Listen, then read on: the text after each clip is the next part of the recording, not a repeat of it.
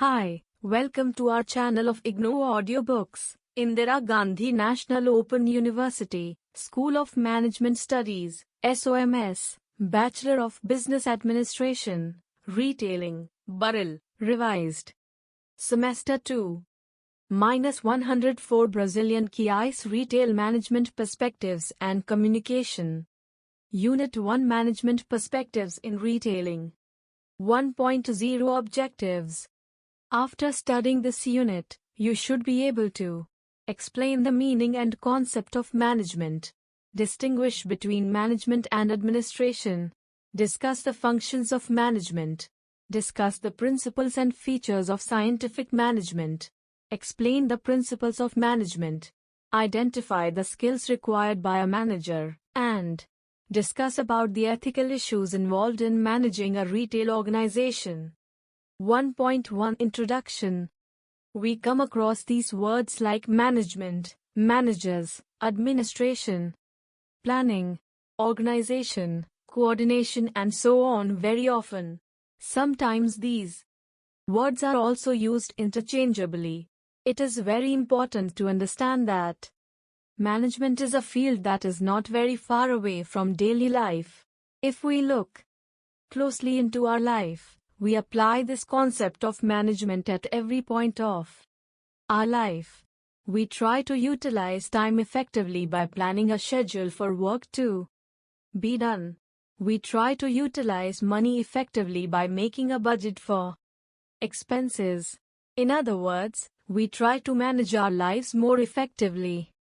In this unit, you will learn the concept of management and how it serves as a tool for successfully running a retail organization.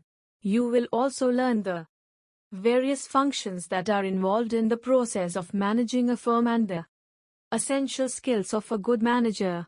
In other words, you will learn as to how the knowledge of management can help in your profession. 1.2 Concept of management. Management is essential at all levels of an organization. No organization can survive without proper management.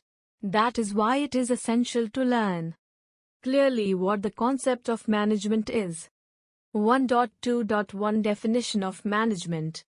Management is the process of planning, organizing, leading and controlling the efforts of an organization to utilize the organization's resources effectively to achieve its goals. In simpler words, management can also be defined as the art getting work done with and through formally organized groups. For instance, the success of a shopping mall would depend on how the people come together to utilize their money, time and intelligence to locate, procure and sell goods in order to make profit.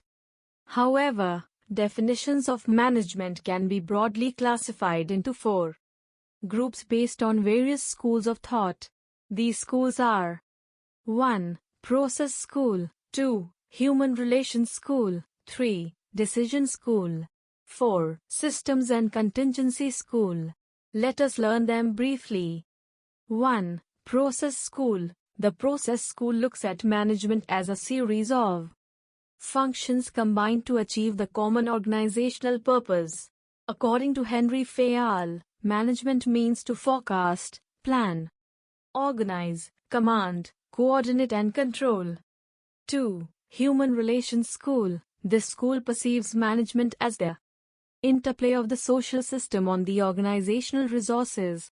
In simple words, it perceives management as the process of developing human resources through managing interpersonal relations. Here the focus is on the people and their development. 3. Decision School. This school looks at management as a process of choice making. So, if an organization is performing well, then this school interprets the success as a result of the right kind of decisions made by the managers. So the advocates of this school look at enforcing the managers with the right amount of decision-making power. 4. Systems and Contingency School. According to Systems School, organizations are considered as dynamic systems with specific objectives to achieve. Each system contains smaller units or subsystems with specific goals. To achieve the subsystem's goals would result in achieving a part of the system's goals. So, effective management means to maintain balance among the conflicting objectives of all the subsystems in order to improve the efficiency of the overall system. On the other hand, the contingency school believes that there is no best way to manage organizations. Managers should design organizations, define goals and formulate policies and strategies in accordance with the prevailing environmental conditions.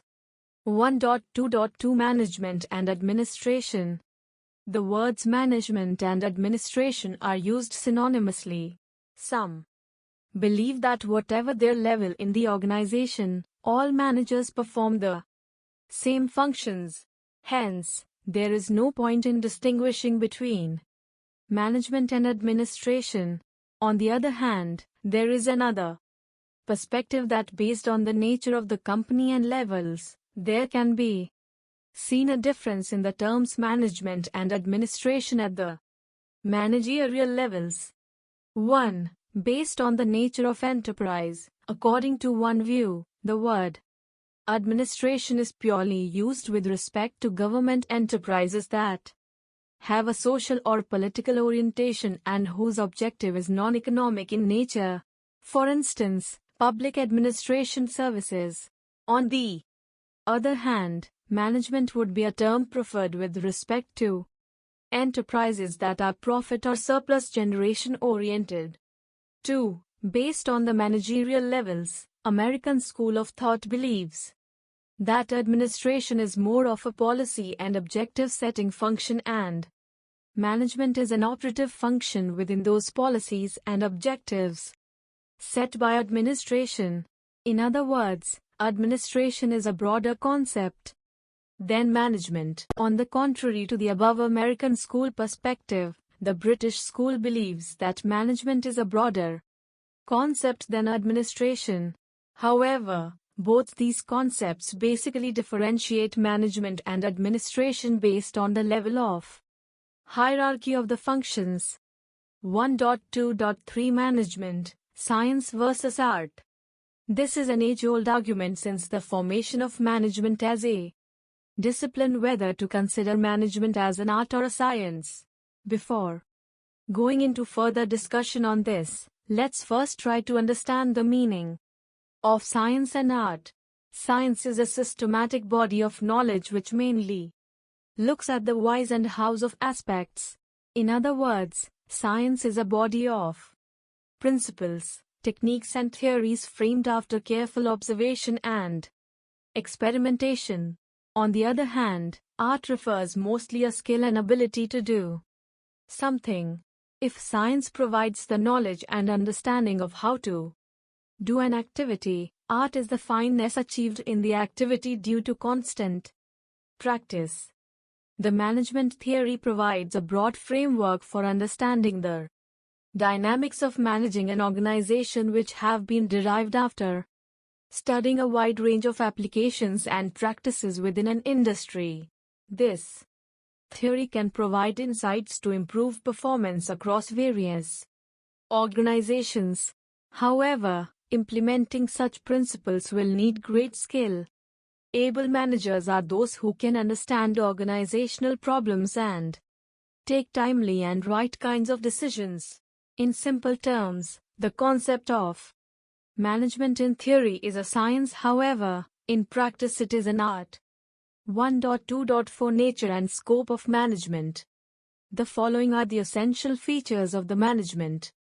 1. Universality. Management is a universal phenomenon in the sense that it is a common and essential element in all enterprises. The management theory can be applied in all organizations in all managerial situations, regardless of the size, nature and location of the organizations. For instance, whether it is a small convenience store or a local supermarket, or a multi-product large hypermarket, management can be implemented in all the organizations. 2. Social process. Management is the art of getting work done with and through people.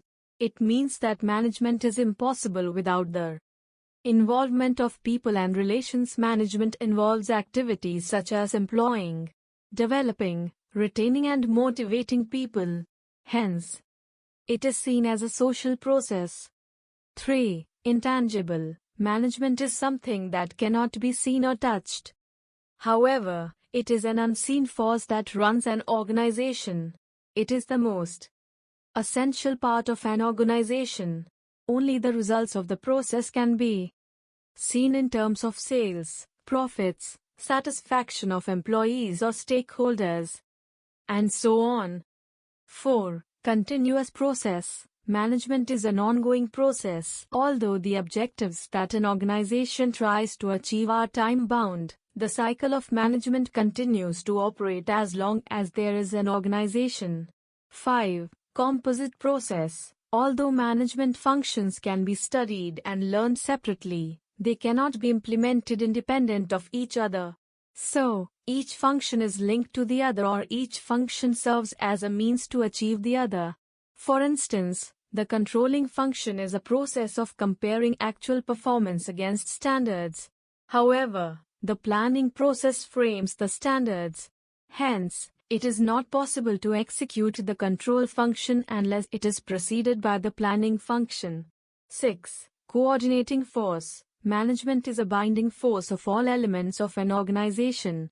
It is through management that all men, material, money, machinery, markets are brought together for business activity. Management forms the synergy of the activities of various departments within the organization. 7. Goal-oriented. Management is always aimed at achieving organizational objectives. The performance of an organization is measured by the extent to which the desired objectives are attained. So, every function and department of the organization aims at achieving predetermined objectives. 8. Creative organ. The constant pursuit of the management theory is to innovate. Generation of new methods, strategies, and processes is the essence of management. Although management derives solutions to organizational problems from past experiences, at the same time, it works towards reinventing or conceiving new solutions. 1.3 Approaches to management thought. As discussed earlier, management is a body of systematic knowledge of principles, techniques and theories developed through constant study of the practices within organizations. However, the following section will be dealing with the perspectives of various management gurus and the principles they advocate. Although it is impossible to pinpoint the origin of the management concept, the most important pre-20th century influence on management was the Industrial Revolution. The revolution resulted in a massive increase in production for manufacturers and at the same time opened a wide stretch of markets. This made the operations more complex and demanded a higher level of skill from the managers. Although the pursuit to create a discipline had been going on, it was not until early 1900 that the first step towards developing such a theory was taken. 1.3.1 Scientific Management. F. W. Taylor, Frank, and Lillian Gilbert, Henry Gantt and so on were the early theorists of this school of thought. The basic aim was to bring a more logical and systematic method of applying management theory to work. Scientific management as proposed by Frederick Winslow Taylor revolutionized the work practices since 1910. 1. Principles of scientific management. Replacement of rules of thumb with science. The first and foremost aspect of scientific management is to refine methods of work. According to Taylor, most activities that are done using traditional methods have to be replaced with researched scientific approaches. Frank and Lillian Gilbert's time and motion studies and Henry Gantt's Gantt chart are some efforts in this line. This helped not only to simplify the effort but also to increase the productivity of individuals. 2. Cooperation between management and labor. Productivity function is a function of synergy between the people who plan and the people who execute. That is why cooperation and coordination is essential between the management and labor. 3. Harmony in group action. There should be a common purpose for the action for all members in a group. In other words, all the members in a group should be directed towards achieving the same organizational goals. 4. Maximum output. Productivity is the ratio of output and input. The greater the output, the greater is the productivity. Hence, the management should always aim at maximizing its output. Output also reflects organizational efficiency. V. Development of workers. Organization is a social system. Hence, people should be the first and foremost concern for the organization. Its principal focus should be on providing opportunities for the workmen in the organization to grow along with the firm. Development is not just in terms of work knowledge and skill but overall development of the standards of living. Example of employee development. Most of the retailers have the learning and development program for the employees, so that the employees can also grow internally. The primary task of the department is to plan and execute the various interviews and assessment for the next level of growth. Shoppers stop held their assessments every year for the various positions to give a growth to the employees internally across all functions. 2. Features of scientific management. Separation of planning and execution. Scientific management proposes that planning and execution should not be done at the same levels. The concept of line and staff functions is a result of this feature. Line function in an organization is responsible for the execution of a task and staff. This is an advisory function, and it is used frequently in planning and control. This enables to keep an outside view on execution of the plans and also easier to identify deviations and plan for corrective actions too. Functional foremanship. This is the early form of departmentation and functional assignment of jobs. Keeping the concept of separating planning from execution in view, the early functional foremanship suggested by Taylor has been shown in Figure 1.2. Look at the screen. Figure 1.2. Functional foremanship. 3. Job analysis. It is the process of defining a job and the behaviors that are necessary to perform those jobs, which enables individuals to understand their job profiles more clearly and reduces role conflict that comes with the job. 4. Standardization. For procedures and activities that involve complexity and are done over a period of time, it is convenient to standardize. 4. Example, billing and cash receipts in a huge retailing organization can be very complex and time-consuming.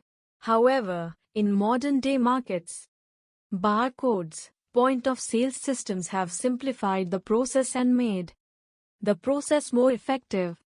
V. Scientific selection and training of workers. Another major feature of scientific management is that it proposes a systematic and scientific testing for choosing employees. Aptitude, attitude and psychometric tests give greater amounts of accurate information on an individual's psychological aspects. This helps in choosing the right kind of people for the jobs. In the same way, training can also be more scientific. Why?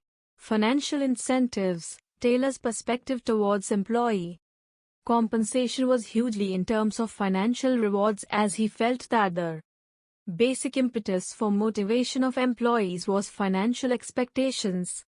So, it is the need that has to be met first. 7.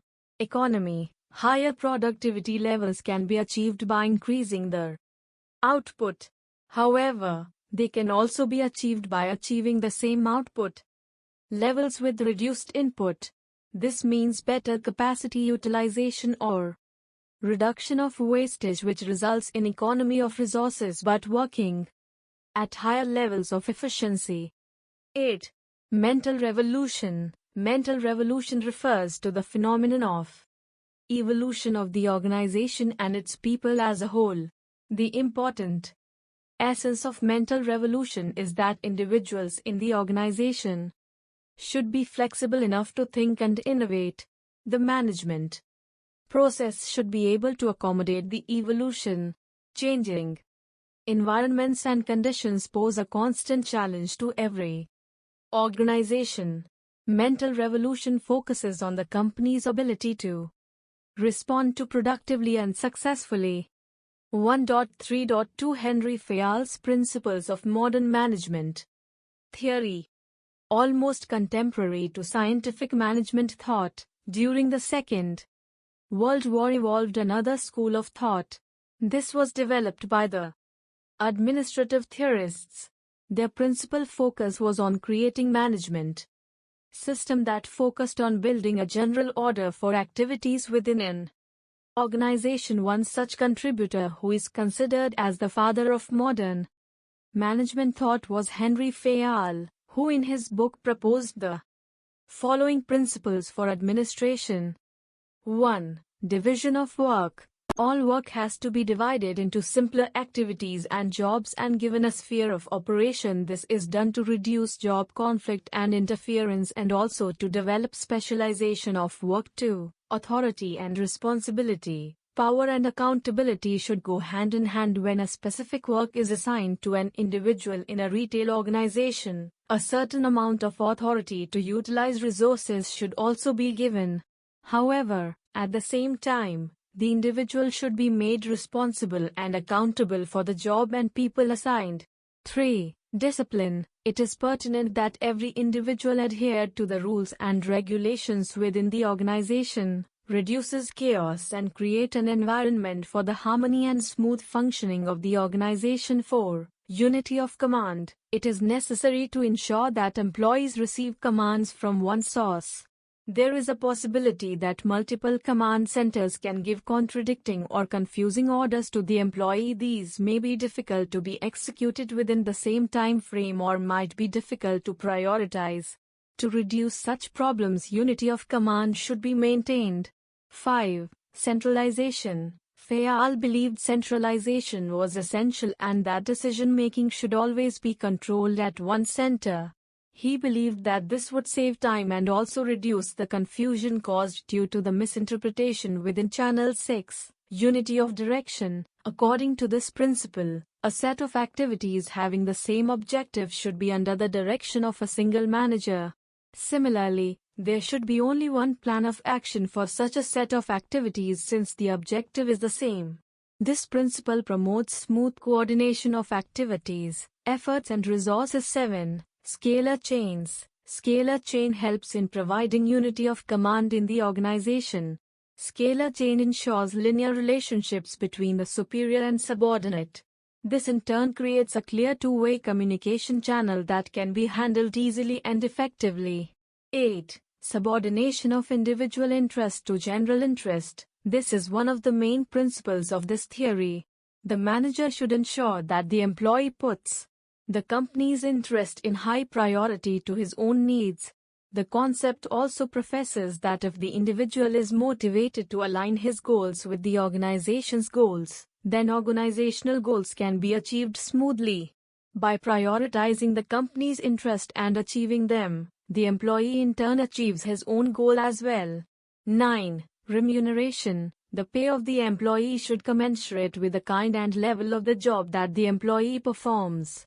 There should be a systematic way of relating the work, performance and the pay that is given to him. 10. Order. There is always a right place for everything in the organization. This reduces effort and time of doing work.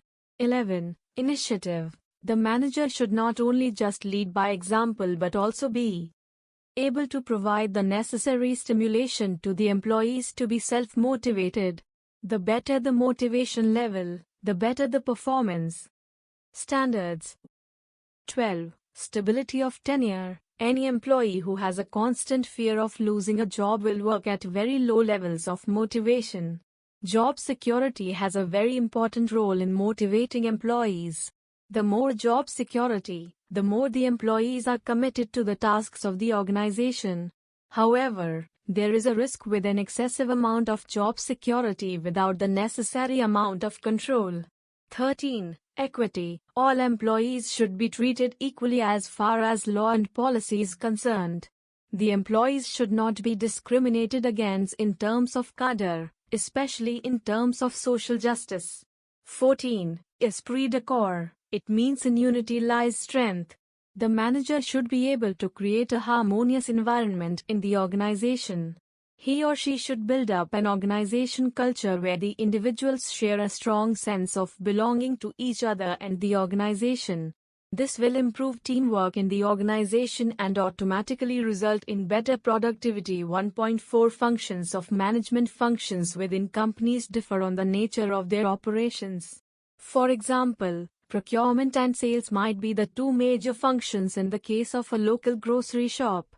But for a shopping mall, functions would be more complex and diverse. They might range from complex supply chain activities like physical distribution and logistics to administrative functions like human resources, finance management, and regular functions such as sales and marketing. However, irrespective of the size and the nature of operations, there are some common functions that every organization has to perform for its survival, and those shall be discussed in this section. 1.4.1 Planning. Planning means predetermining a future course of action. The most fundamental function of management is planning because it precedes all functions and activities in an organization. Planning principally involves choosing from among alternative future courses of action. There are various phases of planning and various kinds of plans. 1. Mission or purpose. Mission is the ultimate purpose of the existence of a company. In other words, stating a mission would enable the organization to direct all its efforts towards a common cause. A mission is a long-term plan that is usually stated for the life period of the firm. It can encompass the business definition of a firm by stating what business the firm undertakes and which customer it caters to. Walmart, an international giant in retailing business, does not state its business in terms of its products but in terms of the need that it caters to. It says to give ordinary folk the chance to buy the same thing as rich people. The mission statement clearly identifies the need that it caters to and the customers that it serves. 2. Objectives and goals. Objectives and goals are the ends towards which all the business activity is directed. Objectives should be specific, measurable, achievable, realistic, and time-bound. Objectives are the standards against which the firm's performance is measured. Objectives can be long-term or short-term. The time period of achieving an objective will depend on the nature of the business, market conditions, and so on. Acquiring 20% of the market within a span of 2 years can be an objective. 3. Policies. Policies are usually long-term standing plans of a company that reflect the governance issues and the philosophy of the top management. Policy is a plan of action to guide decisions and actions. Policies are the guidelines that establish the parameters for decision-making. So, an organization can have many policies such as policies on wage, credit, recruitment, labor, and so on. Policies are generally referred to as solutions to recurring problems. 4. Strategies. A strategy is a game plan that is designed to achieve the objective. Strategy is a plan that usually gives the company a competitive advantage. For instance, the company has a target of achieving a sales figure of 10 lakhs by the first quarter of a year. Then the strategies could offer a price discount to increase sales, or to offer free gifts, or to start a few smaller outlets at some strategic location, and so on. So, the strategy is a plan that will enable the company to achieve the objectives. 5. Procedure. A procedure would be a series of interrelated steps that can be used to respond to a structured problem. Organizations encounter problems every day. The main challenge will be in identifying the problem itself. After identifying a problem, the steps of solving them are clearly laid out and are implemented one by one. 6. Rule. A rule is an explicit statement as to what an employee can and cannot do. It is also a code for employee behavior. A rule is never flexible. 1.4.2 Organizing. The process of defining and grouping activities and creating authority relationships among them is known as organizing. In simpler words, it is the process of dividing work into convenient tasks and duties in the form of positions, grouping of various positions into departments and sections, assigning duties to individual positions, and delegating authority to each position so that the work is carried out as planned. 1. Job analysis and design. After setting the mission and objectives of the firm, The next step is to identify and classify activities necessary to achieve the objectives. Complex tasks have to be broken into simpler activities and jobs have to be defined along with their work profiles. Then for each job, clear job description, details about the job in terms of the rank, job title, work profile and responsibilities, and job specification, the qualities and qualification that is required in anyone who would take up the job, has to be stated too. Departmentation, in the light of the resources available, the above jobs that are identified have to be grouped according to the nature of their functions. For example, all activities related to buying a shopping center can be grouped into a purchase department. Similarly, all activities related to salaries, recruitment and selection and training can be grouped into the human resource department. The fundamental use of departmentation is to define the work sphere, eliminate repetition and encourage specialization. 3. Span of management. The next step is to decide the span of authority for each job. In simple words, span of management, also known as span of control and span of supervision, means the number of people that report to a superior job based on the number of relations formed for each designation. Wide or tall spans can be formed. 4. Delegation. The next phase is to assign a certain amount of power to each job. For the execution of every job, a certain amount of decision-making power is necessary. However, it is also essential to make that individual accountable for the resources and the work assigned. Hence, every job has to be delegated with authority and responsibility. 5. Organizational structure. This is the process of tying groups together horizontally and vertically through authority, relationships and information flows. It is a graphical representation of the total organization in terms of the hierarchy of relationships and responsibilities. An organization structure helps to identify any job and its position in the whole organization. However, organizational structures vary from company to company as per requirement and as per complexity of the work within the organization. 1.4.3 Staffing. Staffing is the process of planning the organization with suitable personnel. It is the process of providing the right kind of people for all the jobs designed in the organizing function. However, staffing mainly consists of the following activities. 1. Procurement. This phase involves searching for the right kind of individuals as per the job specification by inviting them for the selection process and then choosing the most suitable candidates from them.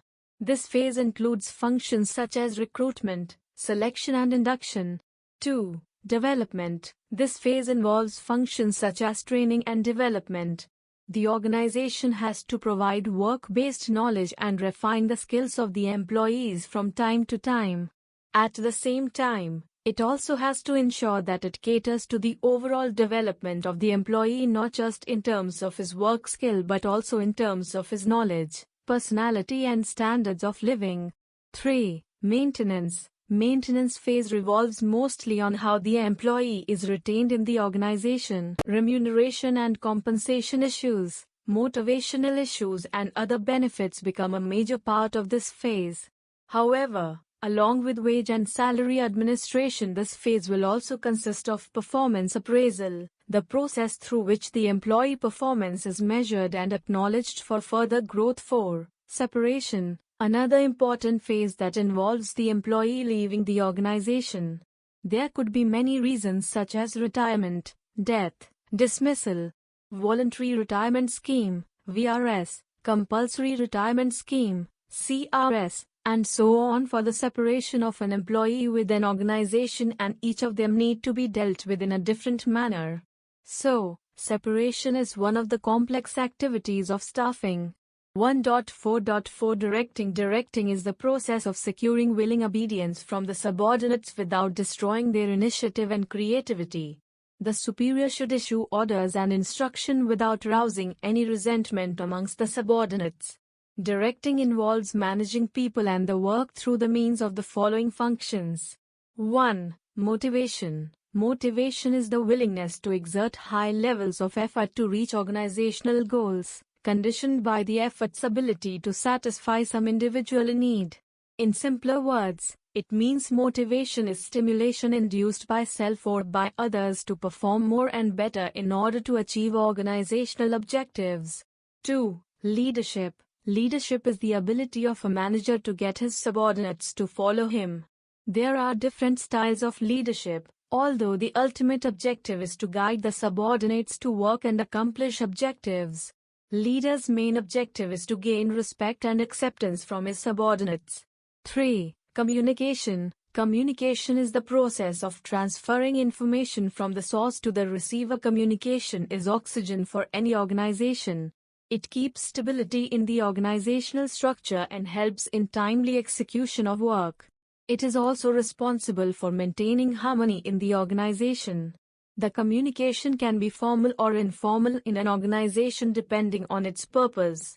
The most important tools of communication are listening and feedback. This helps to build a two-way communication channel in the organization, which is ideal for modern-day organizational setup. 1.4.5 Controlling phase is the phase of realization of organizational efforts. Management is a cyclical function which starts with planning. However, the controlling function leads back to planning. Controlling function enables management to ensure that the achievement is in accordance with the established plans. It involves 1. Establishment of performance standards. 2. Measuring actual performance. 3. Comparing actual performance to standards. 4. Identifying deviations, if any. 5. Taking corrective action. 5 Managerial skills. An effective manager not only possesses the knowledge of how to do things but also the skills to get them done. According to Robert L. Katz, there are principally 4 skills that a manager should invariably possess in order to function effectively. They are as follows: technical skills, knowledge and proficiency in designing and formation of methods, policies, and procedures; human skills, interpersonal skills, leadership skills, and so on; conceptual skills, ability to recognize the relationship between various elements of an organization; design skills, ability to foresee and solve problems; ability to be innovative and creative and to be able to think out of the box to find solutions to problems. 1.6 Stores organization. An organization is a formal arrangement of roles and ranks put in place to attain some particular objectives. The arrangement of a retail organization depicts the role of employees and the mode in which the organization operates.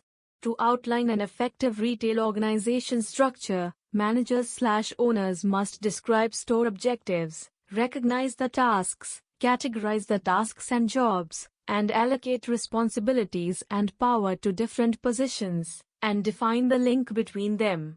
Organizations can have flat arrangements or vertical, tall arrangements. A flat organization arrangement has only 1 or 2 levels of management, whereas a vertical organization has more than 2 levels of management. This unit will discuss forms of retail organization and number of organization levels. 1.6.1 Organizational structures. Most store and catalog/web operations are likely to have different merchandising and inventory planning organization structures.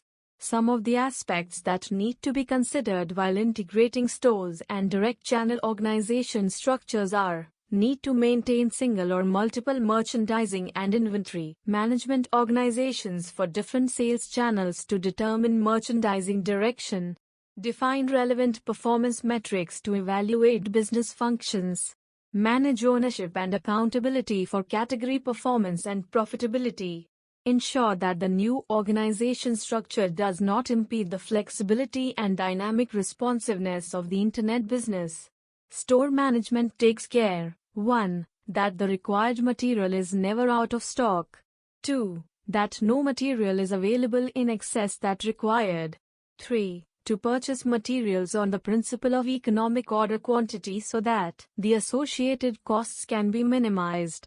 4. To protect stores against damage, theft, etc. This can be achieved through I. A proper purchasing practice. 2. An adequate procedure of receipt and issues of materials. 3. Proper methods of storing materials. 4. An effective system of physical control of materials. And V. A proper method of keeping stores records. 1.6 Two forms of retail store organization. Retail organization structures differ according to the type of retailer and the size of the firm. For example, a retailer with a single store will have an organization structure quite different from a national chain. Organization of a single store retailer, owner-managers of a single store. Maybe the entire organization. When they go to lunch or go home, the store closes. As sales grow, the owner/manager hires employees. Coordinating and controlling employee activities is easier in a small store than in a large chain of stores. The owner-manager simply assigns tasks to each employee and watches to see that these tasks are performed properly. Since the number of employees is limited, single-store retailers have little specialization. Each employee must perform a wide range of activities, and the owner-manager is responsible for all management tasks. As sales increase, specialization in management may occur when the owner-manager hires additional management employees.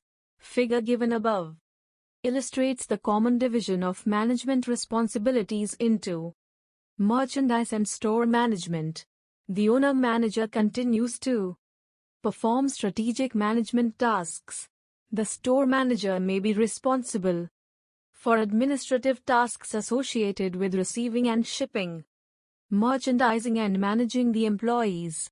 The merchandise manager or buyer may handle the advertising and promotion tasks as well as the merchandise manager or buyer may handle the advertising and promotion tasks as well as the merchandise tasks.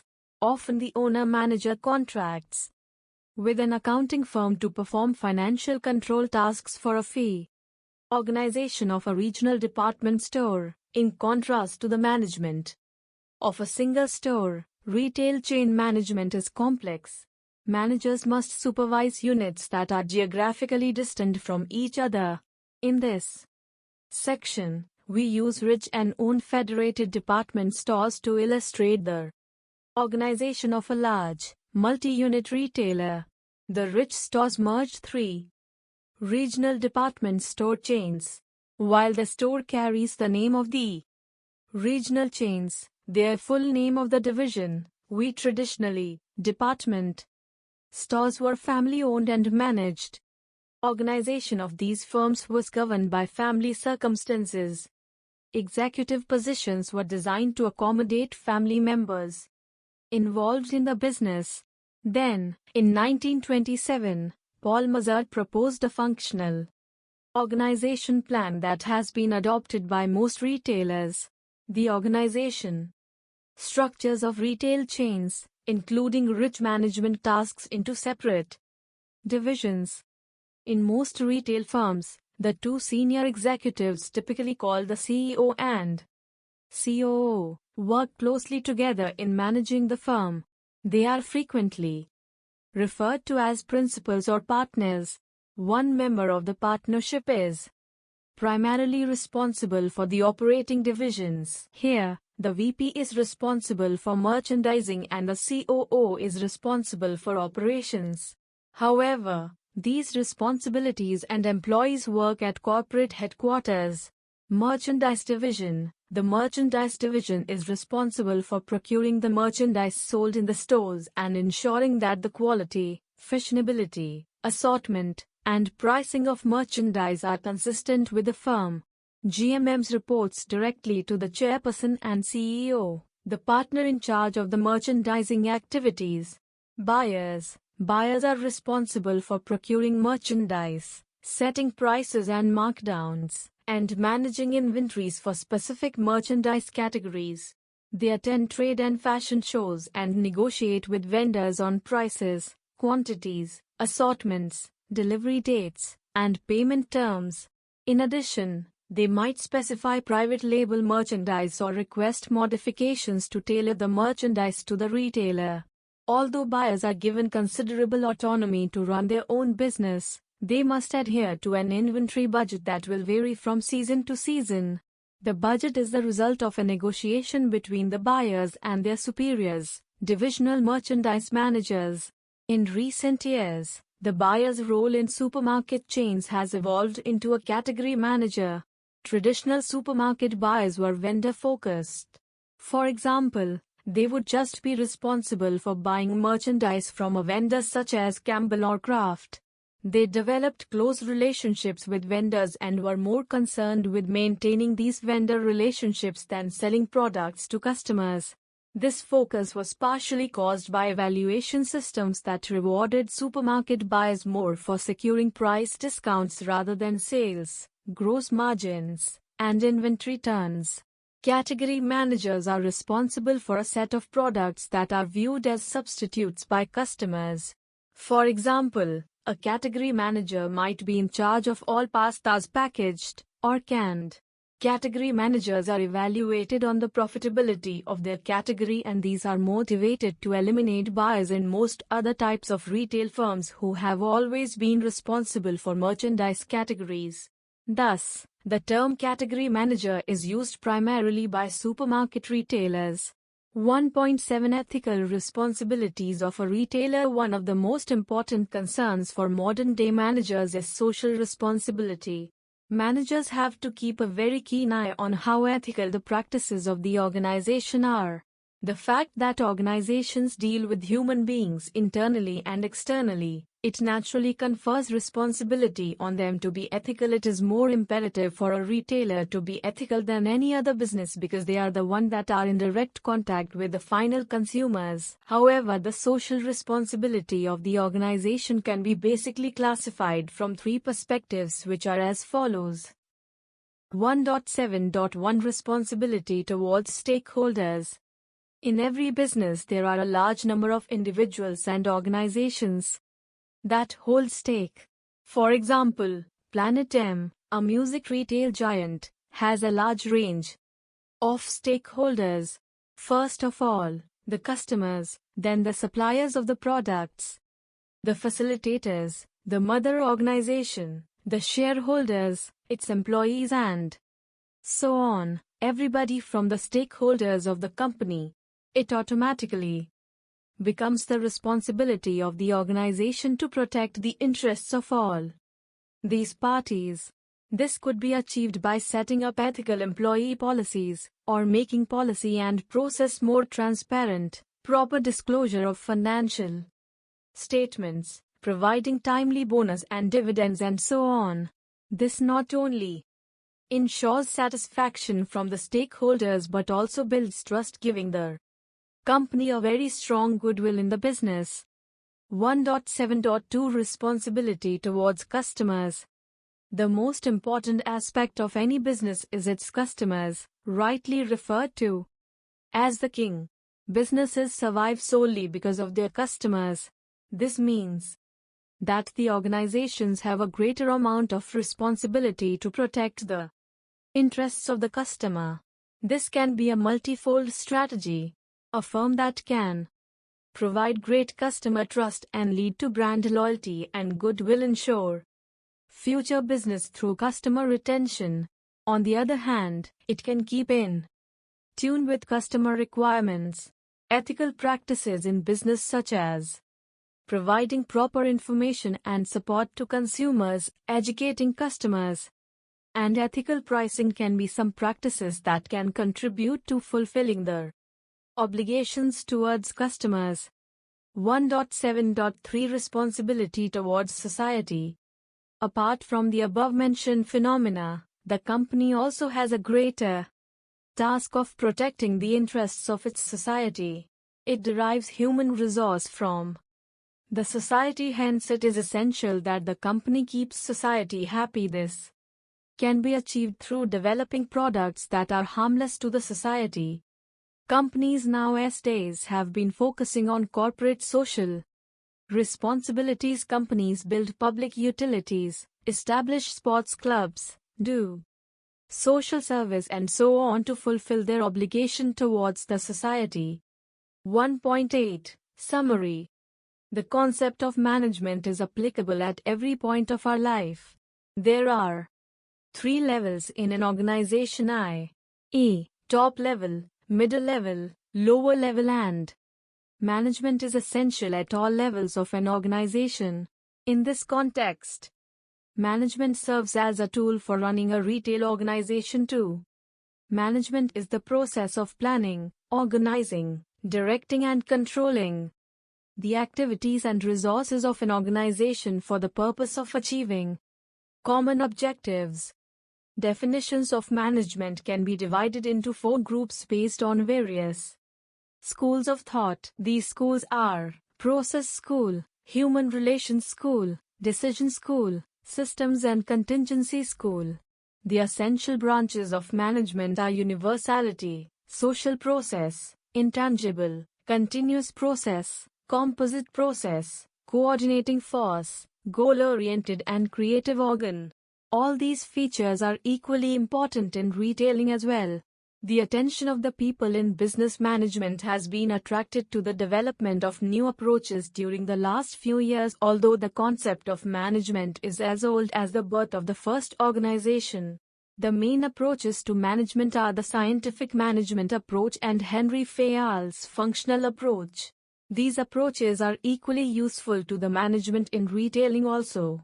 Functions of an organization differ on the basis of nature of their operations, but there are some common functions which every organization has to perform, like planning, organizing, staffing, directing, and controlling. It is very important for a retailer to understand his ethical responsibilities for achieving better result. The various responsibilities of a retailer are responsibility towards stakeholders, responsibility towards customers, and responsibility towards society. In a way, retailer can be perceived as an important link between the society and the manufacturer. Thank you for watching. We will see you in the next video with the next chapter.